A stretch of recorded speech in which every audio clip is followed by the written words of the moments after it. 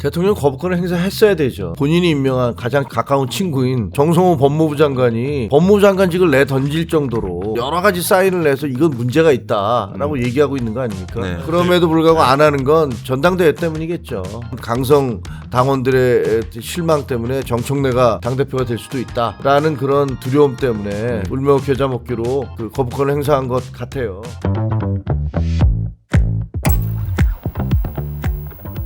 세 번째 씬으로 한번 넘어갈까요?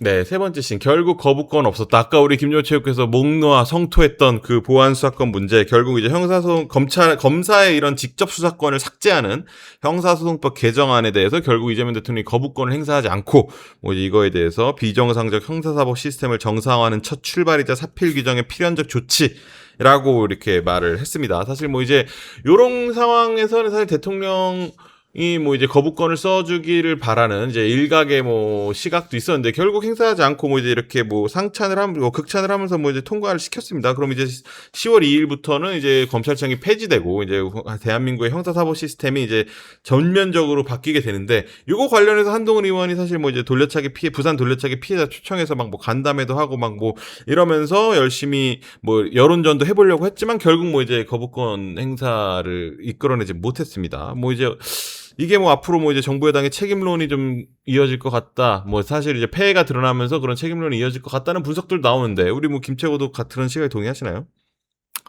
대통령 거부권을 행사했어야 되죠. 본인도 그게 문제가 있다는 것들을 얘기를 했었고, 네. 그다음에 그 본인이 임명한 가장 가까운 친구인 법무부 장관 정성호 법무부 장관이 그 법무부 장관직을 내던질 정도로 물론 몸이 불편하다는 이유로 하고 있지만 네. 그러면서 여러 가지 사인을 내서 이건 문제가 있다라고 얘기하고 있는 거 아닙니까? 네. 국무회의 통과시키면서 대통령도 이게 문제가 있다. 그러니까 뭐 이거 뭐 문제가 생기는 대로 빨리 보완해야 된다. 경찰에게 일방적인 권력을 주면 안 된다. 이런 얘기 하시고 계시잖아요.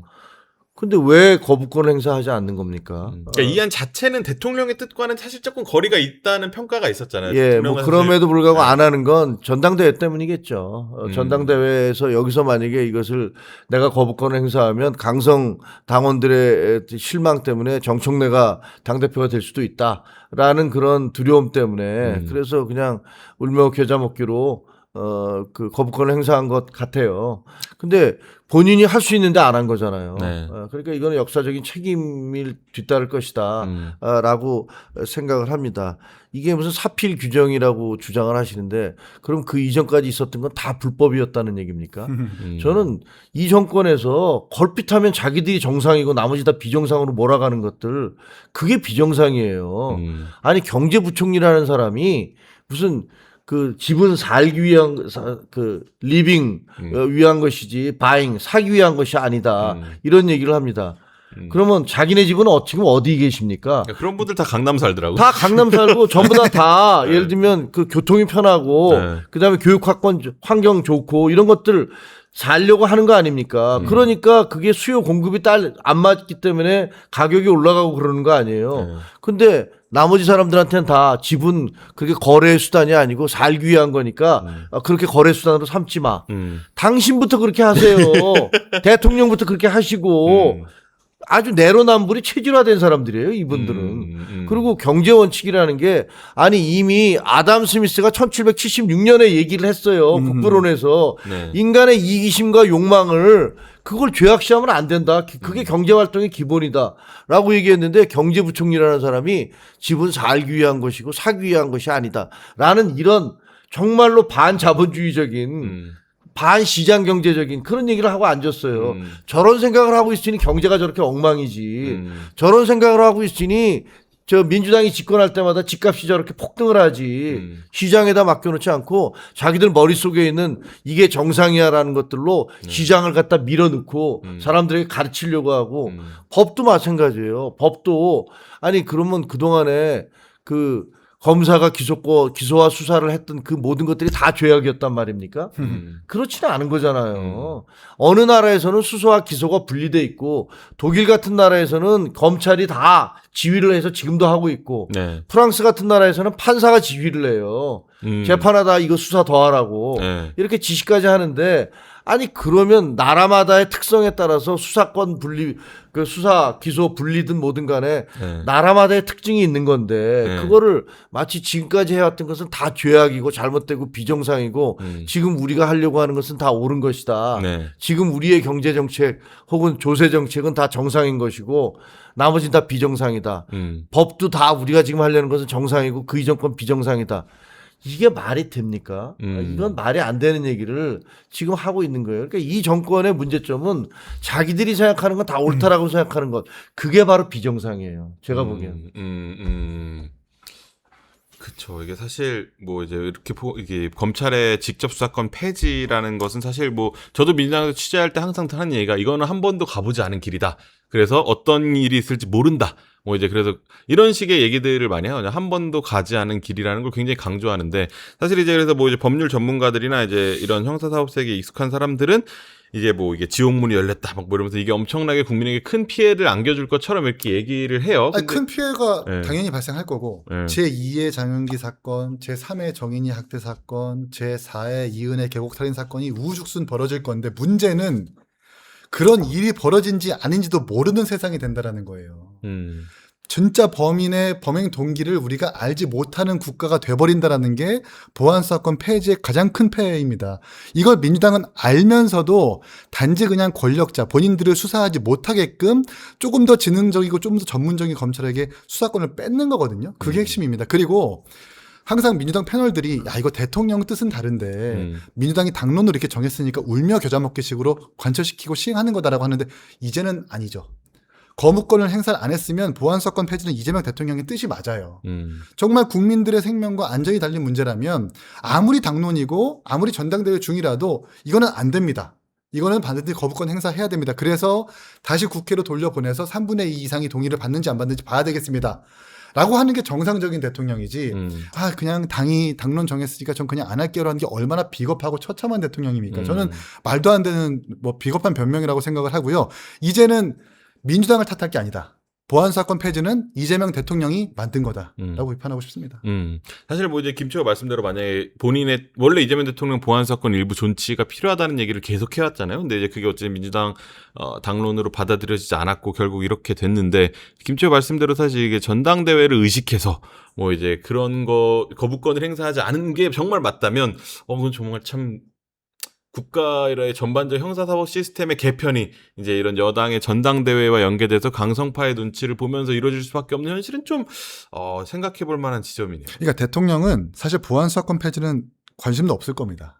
그 안에 끼어 있는 조항, 공소기각 확대에 대해서 이례적으로 쓱 끼워 넣었잖아요. 그러면 본인의 재판에 대해서 퇴임 후에 지울 수 있는 조항이 들어갔으면 보통은 재척, 회피, 거부권 당연히 행사해야죠. 그런데 행사하지 않는 이유가 뭡니까? 내 재판 없앨 수 있는 법이니까 그런 건 아니에요. 너무 노골적이고 속보이는 법안이다 이거. 생각이 들어요. 그러니까 사실 뭐 전당대회에서 초반에 막 대통령이 막 이렇게 목소리를 내는 식의 시간들이 있었잖아요. 이제 그럴 때 사실 친청파라고 불리는 의원들을 만나보면 뭐 이런 얘기들을 많이 했었어요. 뭐 아니 대통령이 이렇게 공소기각 그 자기 사건에 대해서 너무 이렇게 뭐 옵세시브한 것 같다. 그래서 이거에 대해서는 좀 우리가 다 어차피 우리도 해줄 텐데 뭐 이제 그거에 대해서는 왜 그렇게까지 하는지 모르겠다. 뭐 이런 취지의 얘기를 좀 한 적이 있었거든요. 그러니까 그만큼 뭐 이제 말씀대로 약간 그런 걸 좀 의식하시는 것 같은 뭐 이제 그런 영향 나고 보여지는 게 뭐 많이 있는 것 같아요. 그런 부분들이 사실.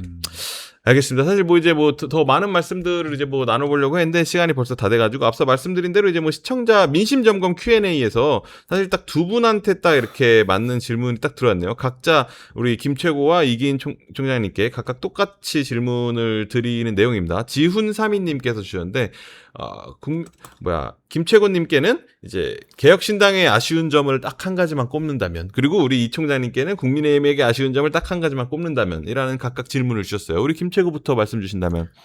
아니 뭐 개혁신당은 경쟁력을 키워야죠.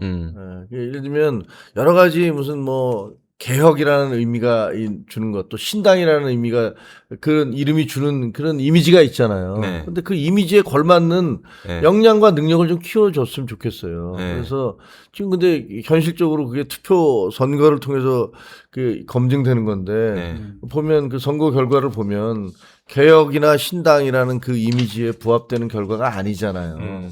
그러니까 왜 이런 결과가 나오는지에 대해서 네. 고민을 좀 하셔야 될 것 같다라는 생각이 듭니다. 알겠습니다. 국민의힘의 아쉬운 점. 네, 국민의힘의 아쉬운 점 딱 한 가지만 꼽아주세요라고 하셨네요. 모든 게 다 아쉬우니까 개혁신당을 만들었겠죠. 아니 그래도 하나 꼽아주셔야지. 이렇게 또 시청자 Q&A인데. 그러니까 저희는 사실 친정 같은 느낌이 있어서 저희가 당에서 나와서 그래도 잘 되길 바라는 마음이 없지는 않은데 여전히 윤리위 가지고 다투고 있고 또 그때 당시 저 이런 말씀을 꼭 드리고 싶어요. 그때 당시에 이준석 대표를 앞장서서 쫓겨난 사람들이 지금은 쫓겨날 위기에 처해 있는 거 보니까 이게 참 엇보이겠구나. 결국 이제 저는 장동혁 대표의 기조에 대해서 절대 공감하진 않지만 누군가를 세게 끌어내린다라는 것은 반드시 그 후과가 따라오기 마련입니다. 그래서 이게 뭔가 비판하고 싶고 마음에 안 드는 것도 있지만 그것보다 얼마나 잘 융합하고 화합할 수 있는 그 길을 만드는 게 진짜 정치 아니겠습니까? 그런 거를 좀 더 모색하는 시간을 곁들였으면 더 할애했으면 좋겠다는 생각이 들어요. 알겠습니다.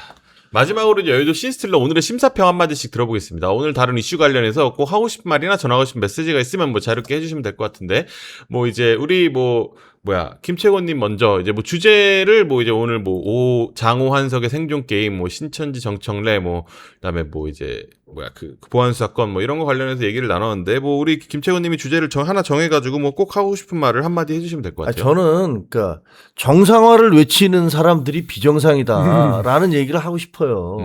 지금까지 있었던 모든 것들을 다 비정상이고 우리가 하는 것은 다 정상이다라고 얘기하는 사람들이 비정상이에요. 그게 말이 됩니까? 대한민국이 지금 어떻게 해서 굴러왔는데 그 이전까지 있었던 성과 모든 것들을 다 없는 걸로 하고, 그게 조세 정책이 됐든 주택 정책이 됐든 아니면 법률이 됐든 간에 야 우리가 만드는 게 다 옳은 거야. 이게 정상이야. 그러니까 그 이전에 있었던 건 다 비정상이야. 이렇게 얘기하는 게 정상이냐고요. 그래서 저는 민주당에 얘기하고 싶어요. 그런 사고방식에서 벗어나시라. 그런 사고방식을 갖고 있기 때문에 내로남불 소리를 듣는 것이고, 그렇기 때문에 국가 경제라든가 법률 체계를 다 이런 식으로 엉망으로 만들고 있는 것이다. 이렇게 비판하고 싶어요. 알겠습니다. 우리 또 이 총장님 마지막 한 줄 심사평. 저는 여전히 이재명 대통령에게. 역시 이재명 저격수. 보안 수사권 관련해서 더 이상 당 탓하지 않으셨으면 좋겠어요. 거부권을 행사하지 않은 보안 수사권을 폐지한 장본인은 이재명 대통령 본인입니다. 남 탓하지 마시고 앞으로 있을 지옥문에 대해서 잘 대비하시라 말씀드립니다.